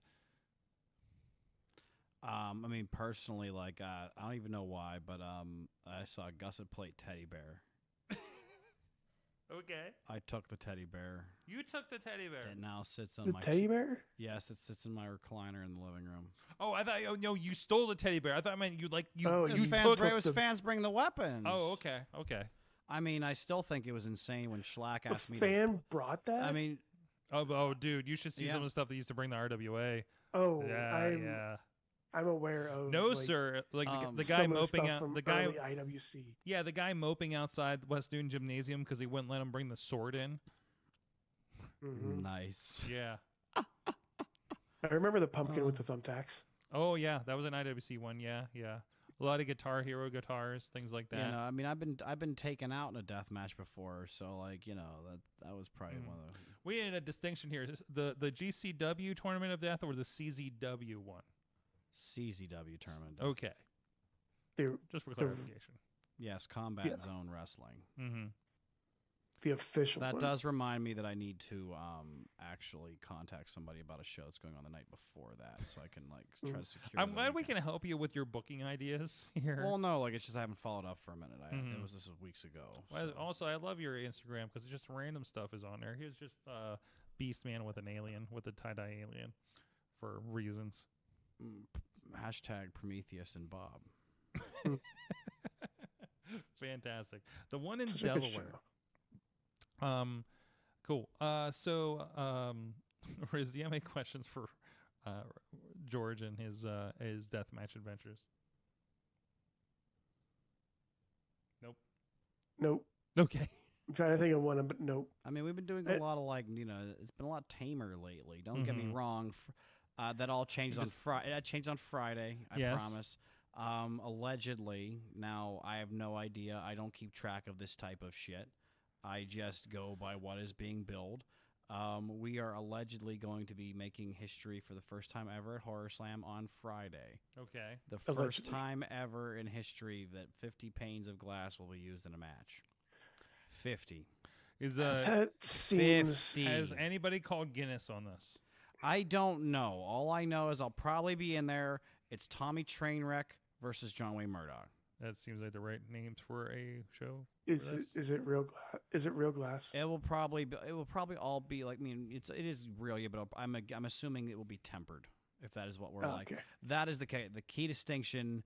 Okay, useless Bubby fact of the day. Okay. Any glass that you see, chances are if somebody gets fucked up by it, that means that the glass was not tempered. Typically, you'll be able to know if glass is tempered because it'll have like some kind of an identifying mark or a sticker or something in one of the bottom corners of it. Because typically tell that to Jack Perry. Because typically that's like the mark of like who made, where it came from. Do you know what I mean? Like who made it? That's I mean, that means it's going to. Usually, when you see them kind of pop and explode, that's tempered that glass. because you get like the bits instead of the big glass shards that are the dangerous thing, right? I'm hoping that the screen door I've been saving on my porch since last summer is tempered because I just found out that the show on Sunday is canceled. I have to get rid of this thing. I literally cleaned off my porch and. Are you going through it? No, the fuck I am. You guys are nuts. This was probably for one of J.J. Allen's guys in POR to go through because those guys go through everything. We have a question from the chat room from Tina in Seattle. Over under on someone getting set on fire or diving off a ring truck. At the gathering or Tournament of Death? I presume Tournament of Death. Oh, it could. Well, yeah. Okay, so now to clarify, that was it was A, getting set on fire, or B, jumping off something. Yeah, I mean that's like she every didn't other specify. What do I tell you? Well, what do you do in the finish of last year's tournament involved both in the same time? Well, no, like the finish of last year's Tournament of Death. Spoiler alert. It was Judge Joe Dredd, Mickey Knuckles. Damn it, I haven't gotten to it yet. Well, essentially, they ended up climbing all the way up a scaffold and went through a gigantic, like, light tube cabin contraption that was, so they jumped from probably 15 to 20 feet in the air, and when they landed, it exploded. Not just light tube exploding, like fire exploding. So, yeah, that's actually on my Instagram, too, if you can find it. But, yes, quite literally, who knows what we'll see. Probably both. Interesting. Well, big botch. Okay, go ahead, Brice. I got a question for you. I got one. For somebody who isn't really into deathmatch wrestling, can you do the Mount Rushmore of deathmatch wrestlers? No, heck, that's a lot. Okay, or an introductory match / tournament. Yeah, or that. Yeah. Oh, the introductory one would probably have to be the one from Japan in '95. The one with Foley and Funk. The exploding ring. Stranglemania. Yeah. Okay, yeah, got it. No, that's not Stranglemania. The one from Japan. Well, that's on Stranglemania, I believe. Yeah, but I mean, like the whole thing. Yeah. Oh, yeah. That's show. That's like the show. Yeah. The show. Okay, that's so like track down the original that's show. That's like that. Yeah, like that. Yeah. Or worst case, Stranglemania. That or Okay, honestly, like I had even like I don't know why. Like, don't get me wrong. I came to Deathmatch super late, so there's still a lot of stuff I'm still just finding out on my own too. But like that Megumi Kudo Combat Toyota. That is still to like I could watch out and like And those were the innovators of doing that. Yeah. Like that's where I think ECW was bringing over some of that when they were doing the stuff here, right? So like that's the innovators of say innovators of violence, but yes, they are pretty much. Say I mean, if we're gonna say like a quote unquote Mount Rushmore, probably Onita. No goodness. Well, you popped I up. don't even know. Like I don't think I would even want to.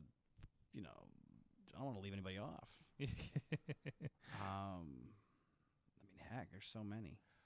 Who is the next break? Cactus. Cactus, yeah.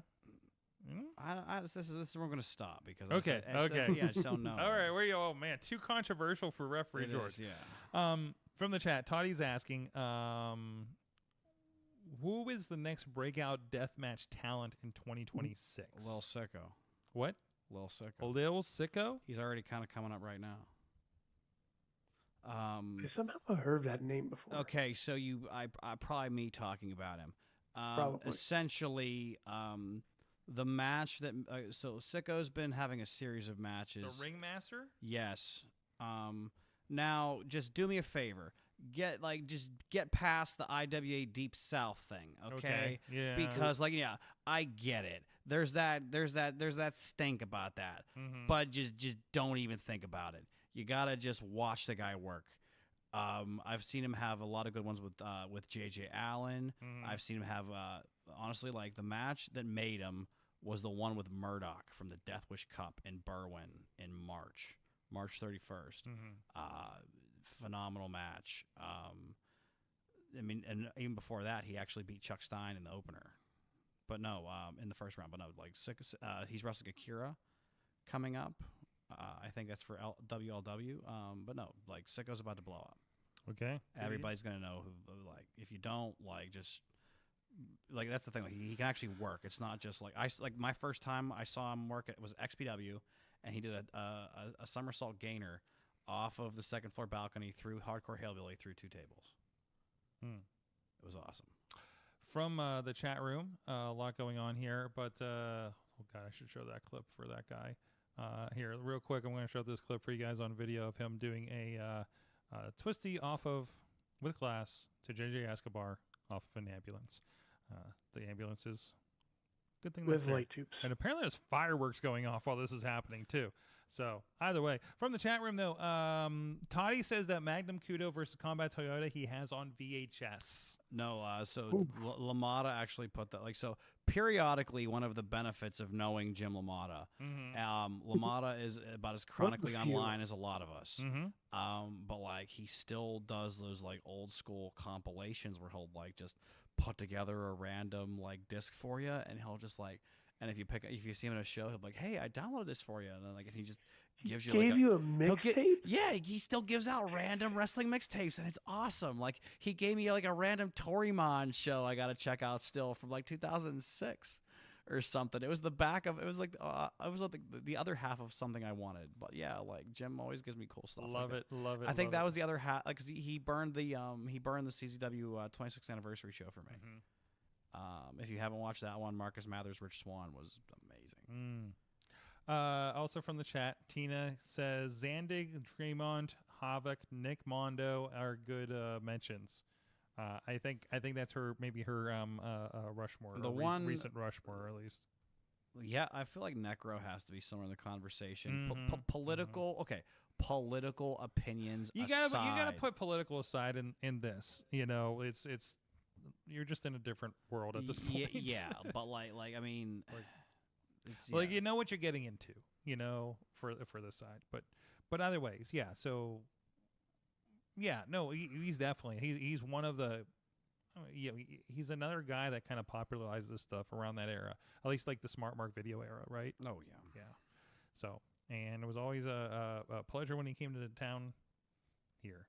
We had some great moments at IWC checking it out. So either way, so just double checking in here and see if there's anything else. We're going to go to a quick break here. And speaking of hardcore, you're going to see an ad if you're on the video version for what's coming at Victory Championship Wrestling and the No Rope by Wire match. And then we'll be back. More George Rosh, and we're going to find out who people think Spray Lane's dad is right after this.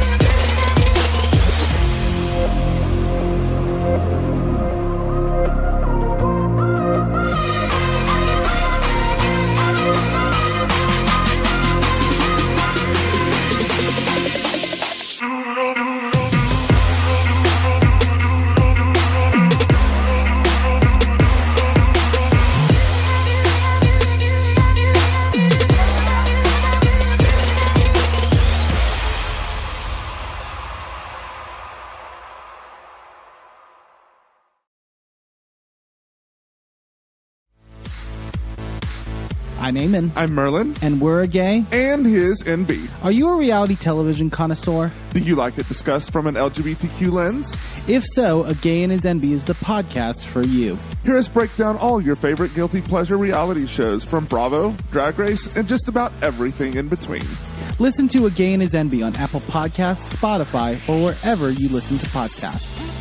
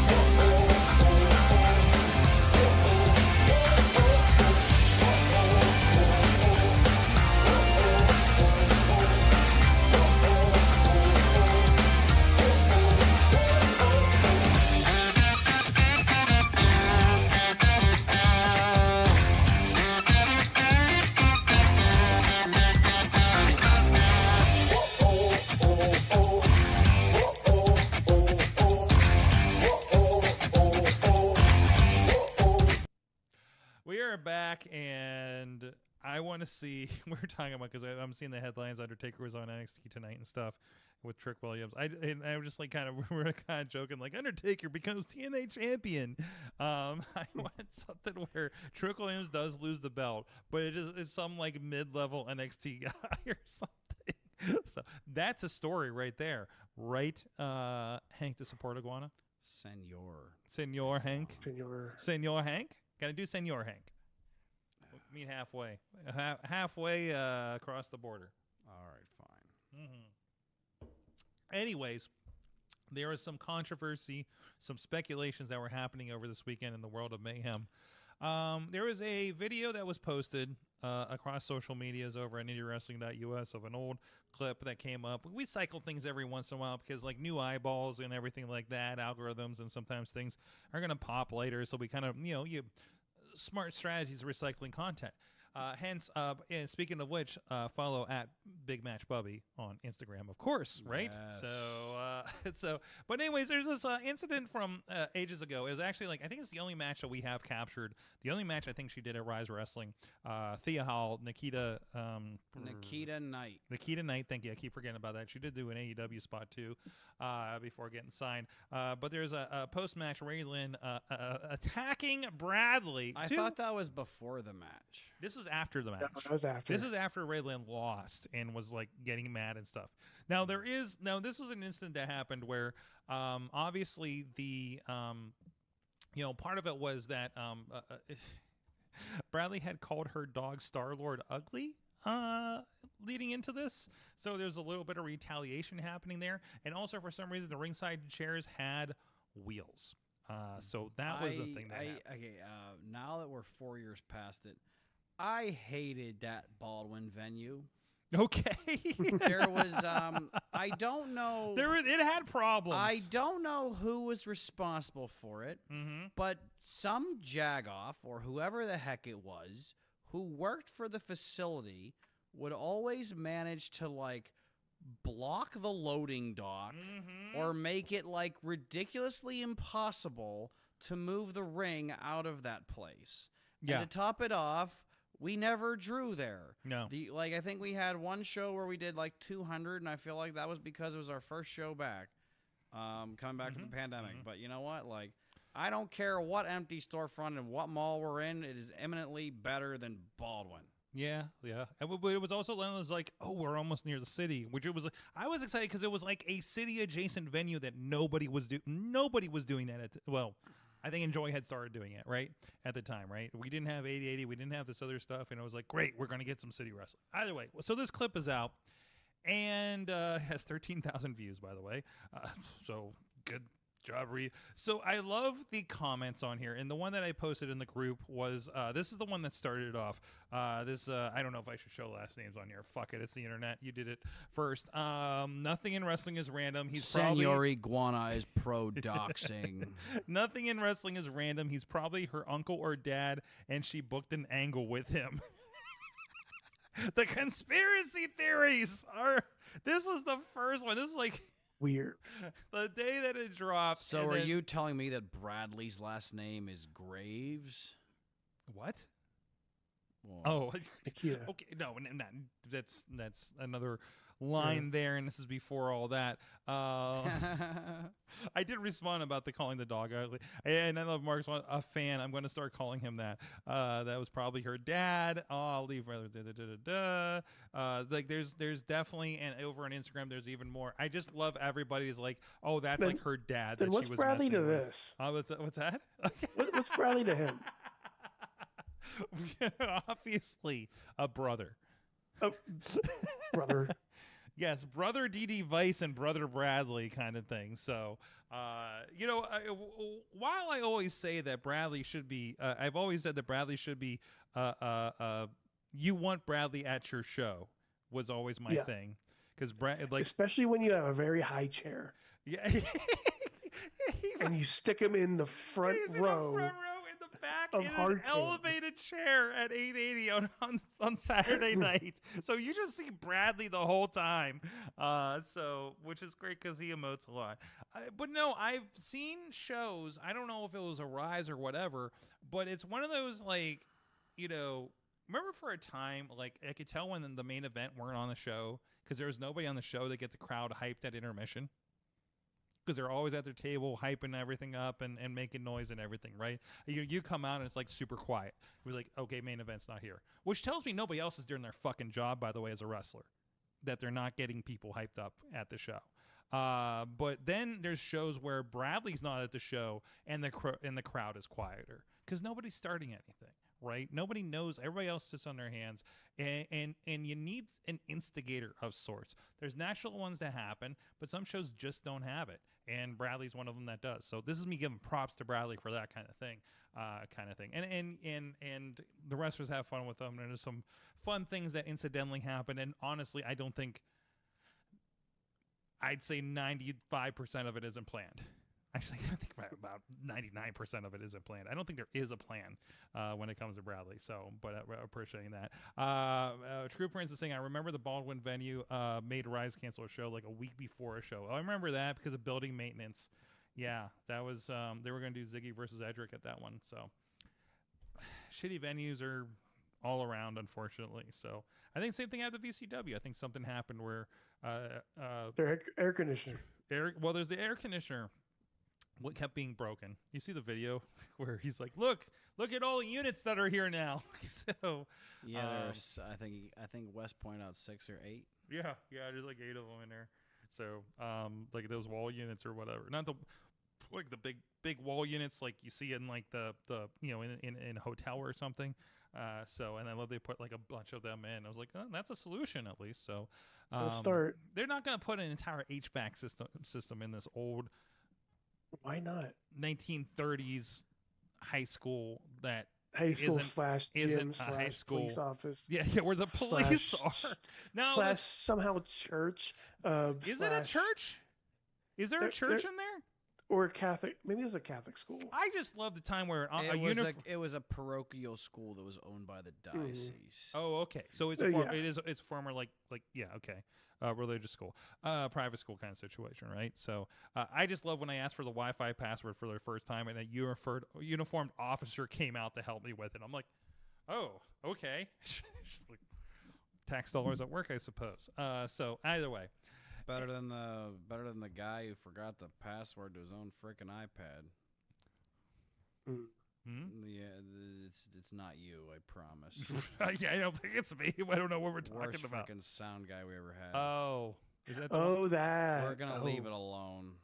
That's not the guy that left. I'm not gonna. You started it. I ain't saying any names. This. I'm not getting us in trouble. Is he the sound guy that at least stuck around the whole show? Oh no, this isn't that guy. This is different. This isn't that guy at all. This is just a whole nother thing. Yeah. I love you're just like waving and still have the lizard on your hand. Mr. Iguana, I think you forgot Senor about Iguana it. is just like, yeah. This guy was a J-bro, and that's all that matters. What's the shittiest situation you've seen in indie wrestling? Venue wise. Yeah, or. Jeez, oh man. You've been a lot of interesting places. I know this. Venue-wise, I mean, okay, I got it. September 2023. Oh, man. Yeah, no, so... I do not have months. I had been booked for an all-women's show, but for some reason, I guess they forgot they had another guy booked, so they unbooked me, so I had to fill the date. Okay. You got to love it when you're out of state and that happens. Mm-hmm. I did manage to fill the date, but boy, oh boy. I think I got on the show because I drove the booker to the show. Mm-hmm.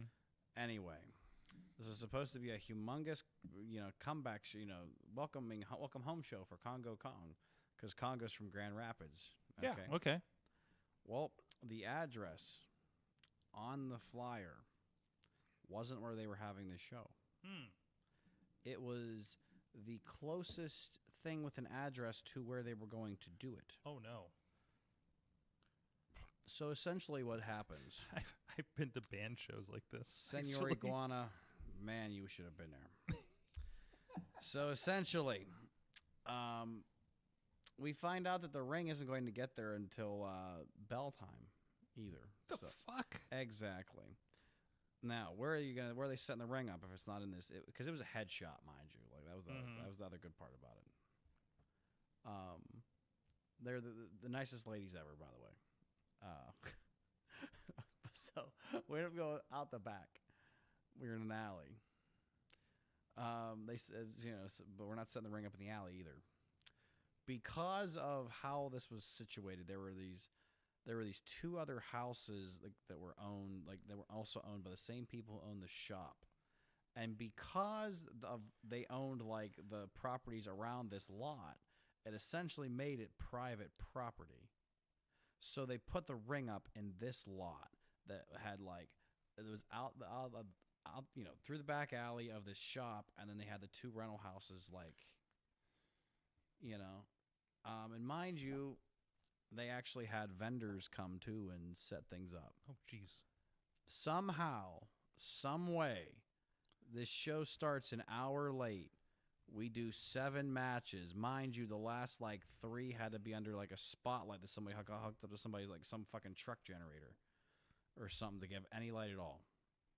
Somehow nothing went to hell, and the show was okay. But venue-wise, yeah. A ring that was set up in a lot that wasn't even the address on the fucking flyer. And even it has something of a draw or something too. I mean, 40 or 50 people. Okay, well, that's 40 or 50 people found you. So I mean, exactly. Yeah. It was stupid that it worked out at all, but it did. If you have to go into a venue and ask somebody where's the wrestling at, I feel like that's a problem. And this is beyond that, of course, but that I think that's a thing, wherever you're putting it, it needs to make sense, or you have signage. And I've seen places where, because remember when I was first traveling, I was finding wrestling shows, and Michigan was especially a problem for me because I'd typically be staying up in Jackson, which is kind of west from Ann Arbor. And I would see flyers, and I'm trying to figure out where they're at. And the they only say show in Jackson is the American Wrestling Experience. Well, the stuff I was going to was an hour out, or I'm going down to south of Detroit and stuff like that. And this is 8 years ago, right? And I remember specifically finding a flyer, and it was just driving me nuts because all it said was post and a number, presumably a VFW post. Not that it said it. It's post 916 or something, and I'm just trying to Google it to figure it out, which already you're done, right? There's so literally all the people that live in this town that know what that is are the only people that are going to come to your show. Do you want the rando that's happened to be in town for work to find your show? I mean, nobody's even thinking about that, obviously. But do you want new fans to find your show? Then you need to put and a lot of flyers are on Facebook. And when I see a new flyer, I'm like, oh, that's interesting. I wonder where it is. And you see the thing, and you see such and such. Maybe there's a town. Maybe there's a state. You know what I mean? And there is that. People have to remember, we live in an online world. It's not just if I got a poster up at my local Sheets, I can figure it out. What if I told you I've worked in a town called Maybe? Okay. With 2 E's. Okay. Tell me more. It's in Michigan. Of course it is. Of course it is. Because Dude, Michigan, man. I'm literally thinking the show I'm thinking of there. It's like a veteran biker bar that's in Maybe. It would be like a VFW or something, but if it was a biker bar. Yes, but it's a mix of a biker bar and a fraternal organization. But yeah, I've done 2 shows there. Woof. I think they might have had a deathmatch circus there. T-Pop says the weirdest venue I've ever saw in a wrestling show was the back room of a video game store in which the ring barely fit in the room. Sanjay Dutt was in the main event, and the commentary team was commenting from the bathroom. Can you ask T-Pop if that was an MVP show, please? So, I don't know. I think you just did. So that, or it might have been promoted by... yeah, I think I know who promoted that show. Okay. He shall remain nameless. Okay. That could be so much right now. So, if there's one thing I will say, though, our shindy sphere always continues to turn.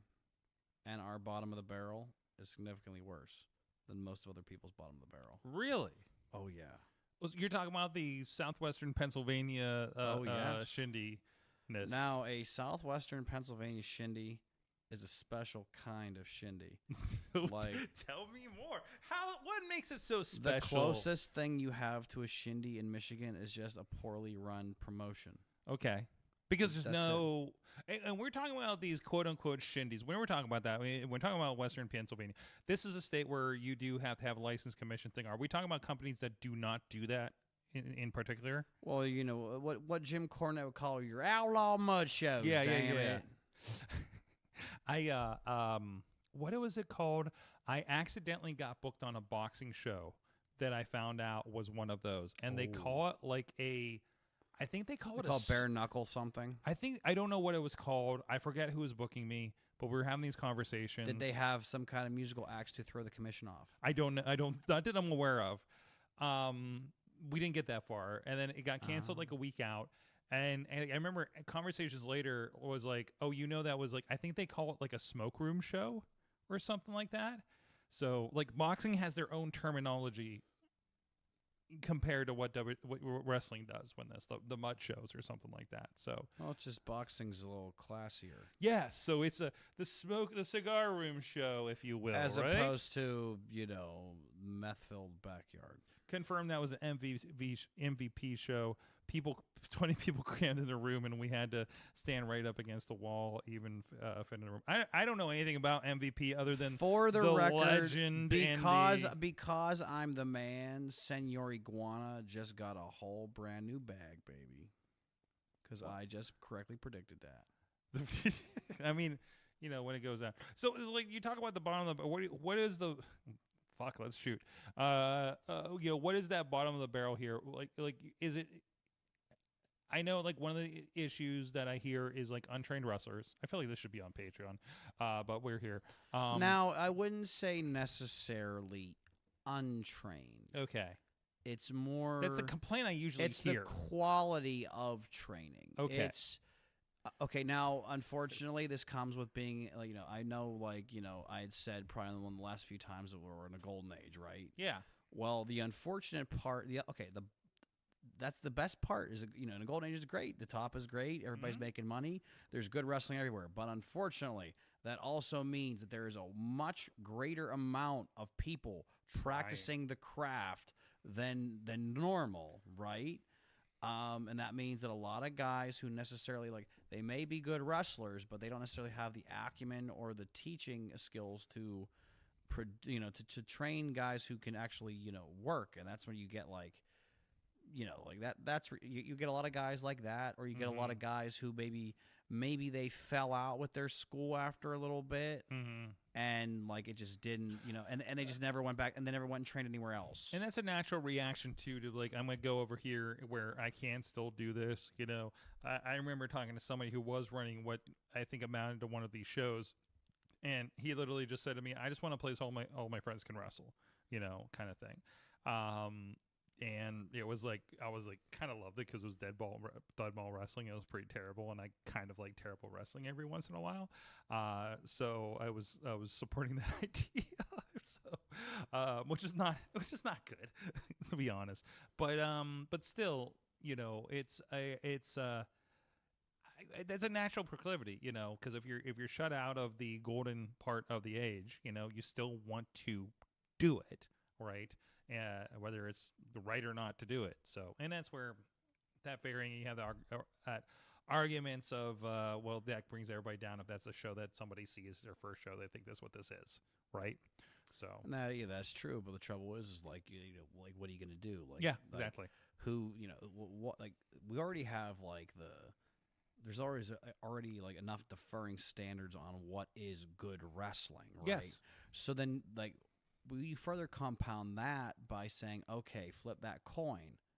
What's bad wrestling? That opens up a whole nother can of worms. And let's be real, there are a lot of people who think certain people shouldn't be, you know, in wrestling at all. There's certain people that think certain companies shouldn't be. Senor Iguana definitely belongs in wrestling, though. Exactly, absolutely.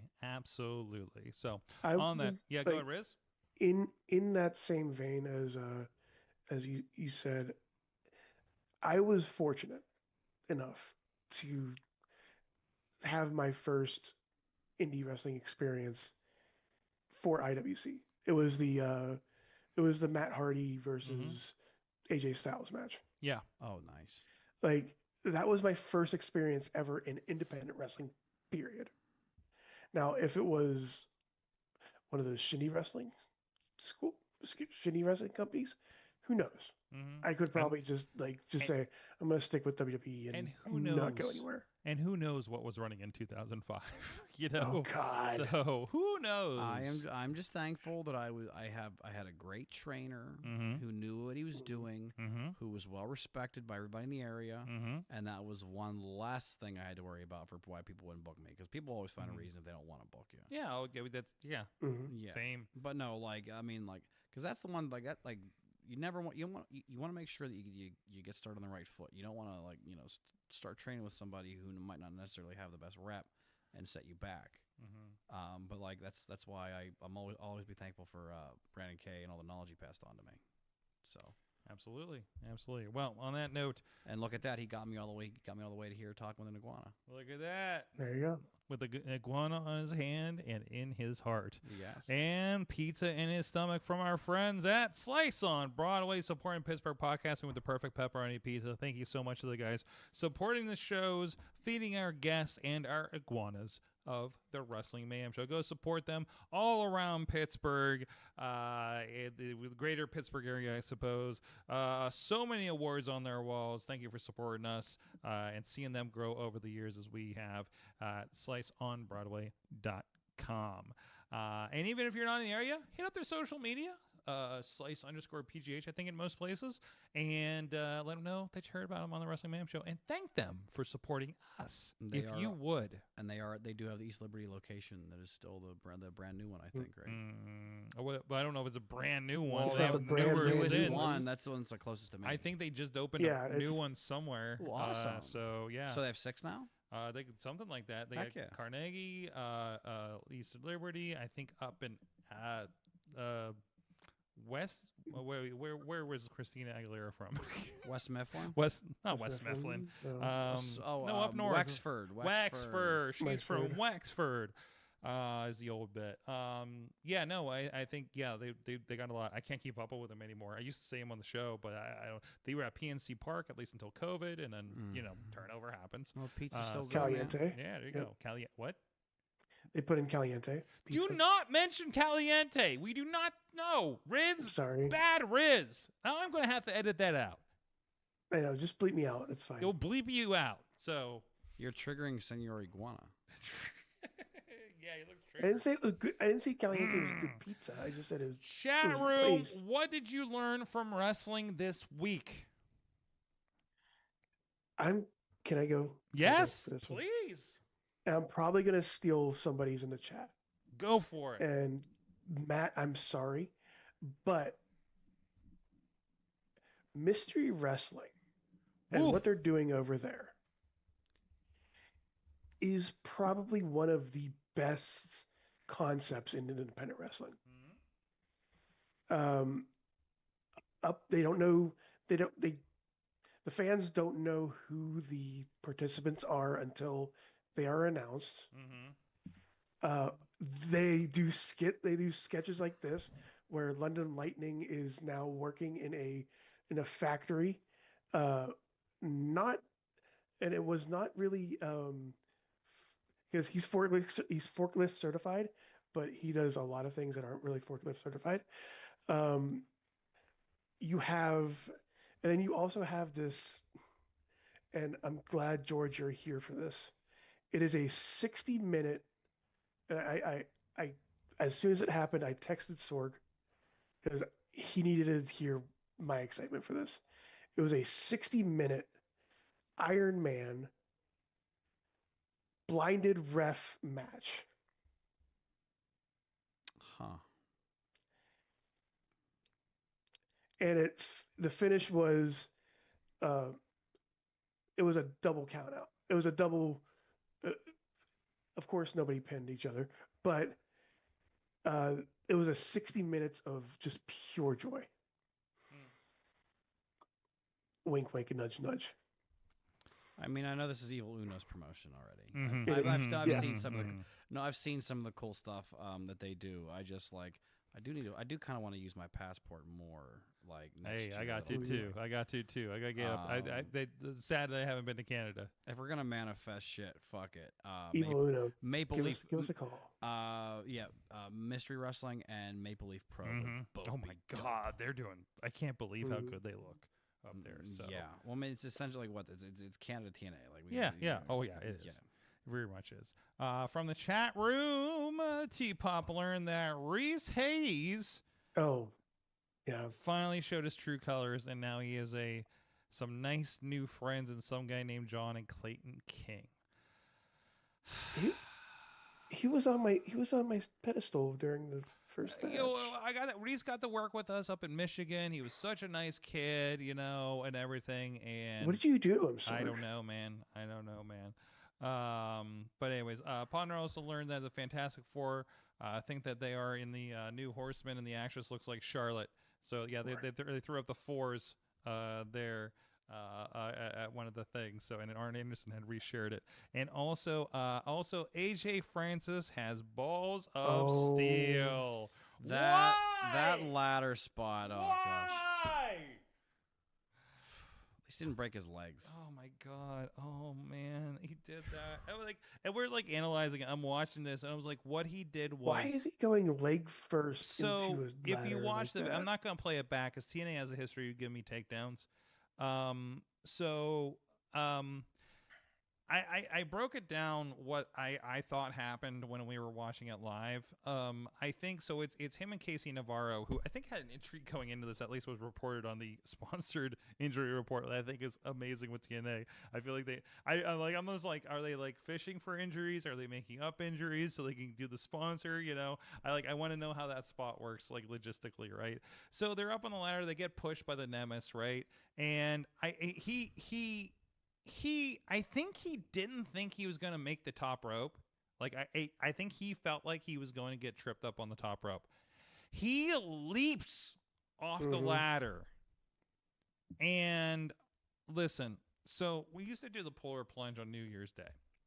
And I would always, I was afraid of jumping too far and not being able to get back because it's just, everything goes numb when you jump in there, right? And it's cold. Off of the Mon Wharf.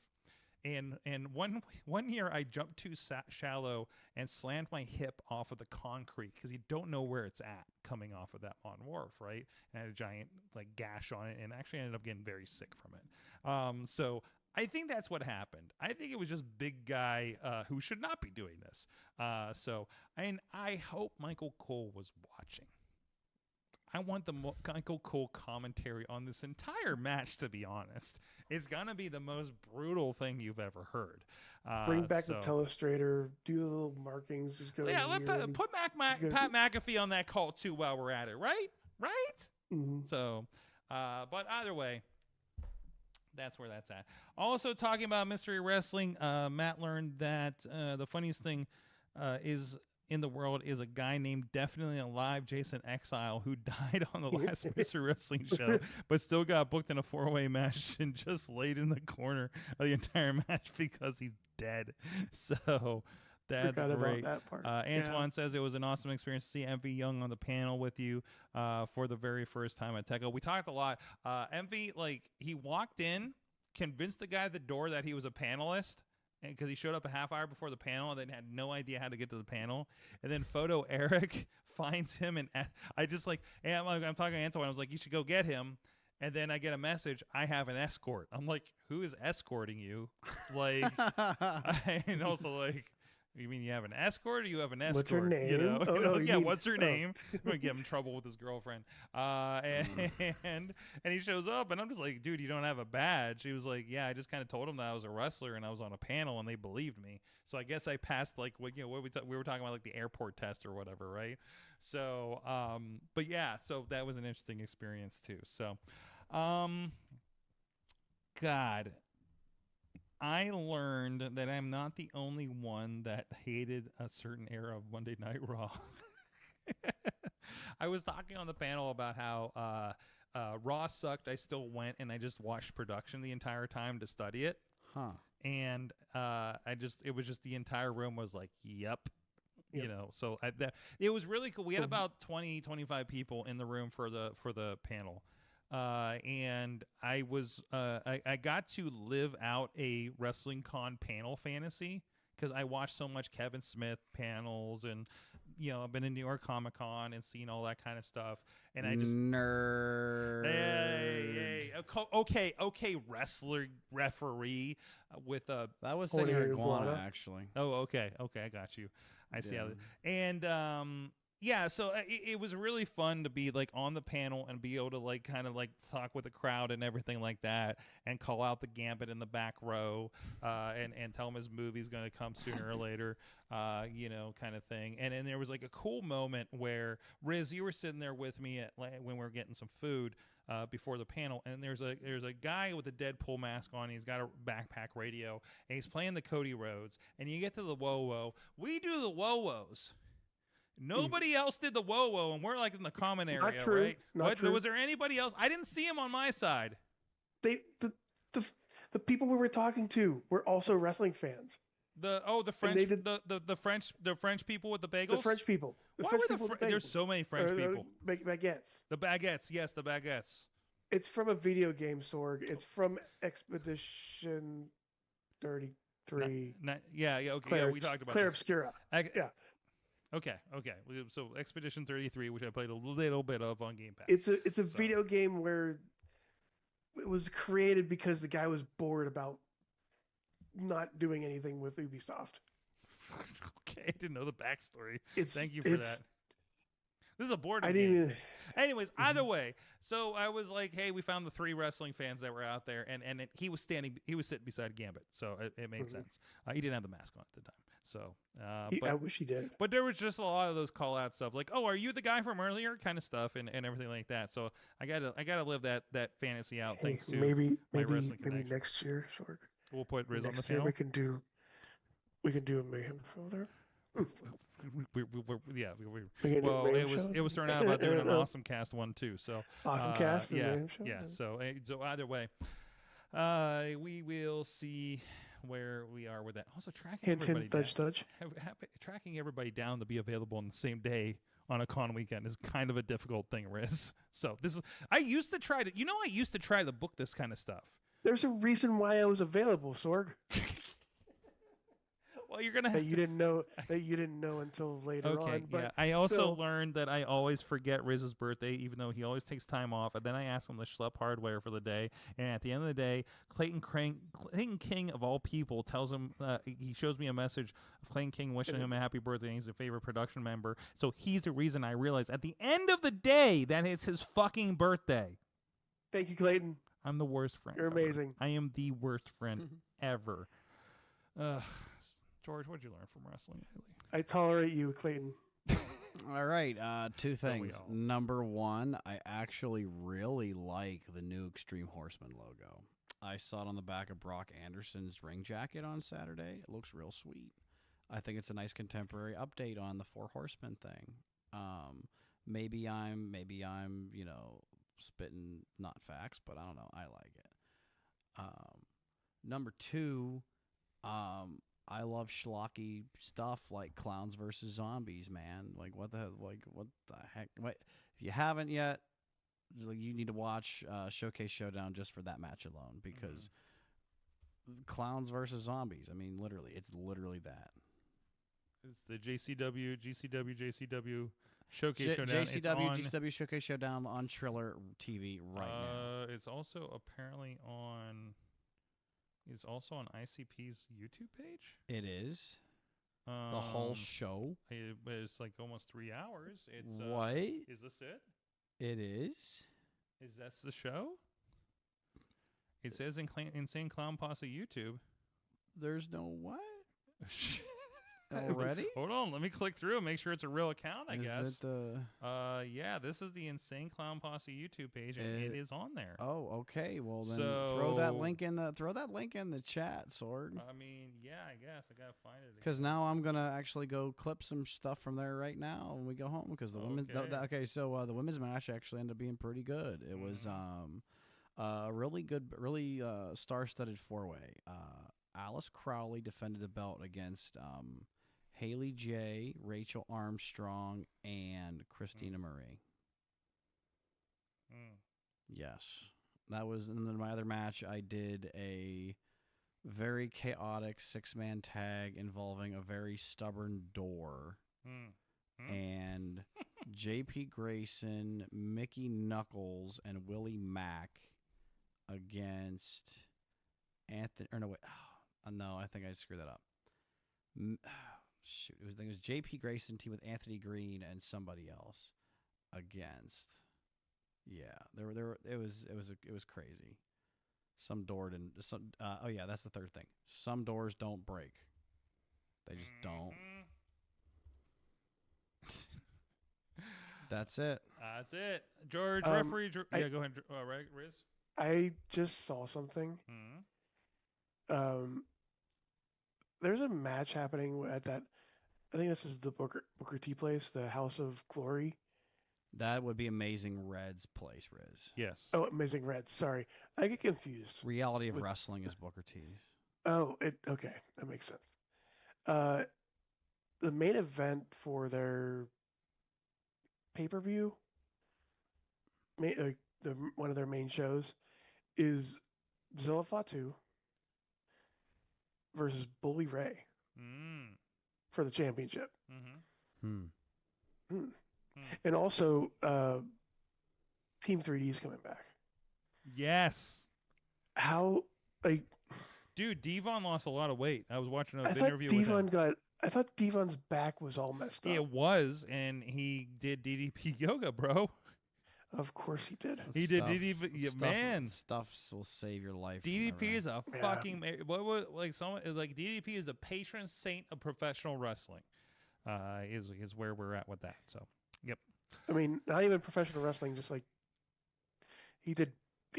Remember, he's helped Butterbean. Yeah. Oh, I mean, generally, and obviously beyond that, but also like he's helping his buddies. He helped Devon, and he's Devon. I was watching the interview today in clips, and he said he lost about 80-some pounds. So he was almost 300, and it was like inflammation and stuff from the issues with his back and everything. And the guy called DDP brother, and he did, and he worked his ass off, and he literally worked his ass off. So fucking good for him, man. So I'm still figuring out my fitness journey. I should just DDP and go for it, I guess. Anyways, well, I got the Planet Fitness in the meantime and work on that 30 minutes. But thank you, George Ross. Big match, Bubby, on the Instagrams for all your clips. Yes. You will be entertained. Yes. Thank you, George. Very, very chill weekend. All I have is 880 and Horror Slam. Horror Slam. All right. And then, of course, the Riz plays games on socials and the Twitcher. And Bradley. There you go. Like I said, I will be at NeoPro's Triple Extreme in Canton, Ohio. Hanging out for that first production shenanigans, whatever that word was. 880 Wrestling, Thursday night fights. And then Saturday, I'm going to go see Bon Journey with Bradley, if the rain holds off. So there's that. And, God, what was happening Sunday? Oh, either way, I want to see Fantastic Four this week. I don't know why I'm just telling you my plans at this point. Either way, and you will see me at SummerSlam in some. I wish we should get ribbons. I should get Tech-Out ribbons to hand out to people to say hi to me at SummerSlam or something. So thank you guys so much. We might do Patreon. I'm not sure. We'll see how our vibes are. I don't know. Everybody's pretty chill, and I had a beer. We'll see you guys next time. Mayhem out. Just wait. Just wait. Just wait. Just wait. Wait for the perfect time, then attack. Don't give up what you want, take it back. Wait for the perfect time, then attack. Do what you want. This show is a member of the Sorgatron Media Podcast Network. Find out more at sorgatronmedia.com.